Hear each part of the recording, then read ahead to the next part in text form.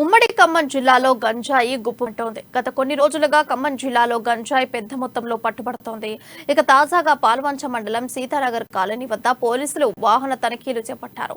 భద్రాచలం మీదుగా వస్తున్న ఒక కారులో తనిఖీలు చేయగా 64 కేజీల నిషేధిత గంజాయిని పోలీసులు స్వాధీనం చేసుకున్నారు.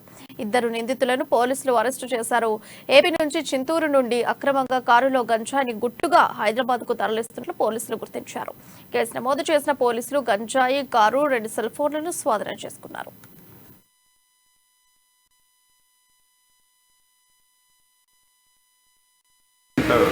జానయ్య గారు ఏఎస్ కంచంద్ గారి ఆదేశాల మేరకు గంజాయి అక్రమ రవాణా జరుగుతున్నదన్న విశ్వసనీయ సమాచారం మేరకు పెద్దమ్మతల్లి నుంచి సీతానగర్ కాలనీ వెళ్లే దారిలో వాహన తనిఖీ చేపట్టగా సీతానగర్ కాలనీ వద్ద హోండా కారు సిటీ కారు అనుమానాస్పదంగా కనిపించగా అట్టి కారును ఆపుదల చేసి తనిఖీ చేయగా అందులో 64 కిలోల గంజాయి దొరికింది. నిందితులను అదుపులో తీసుకున్నాము.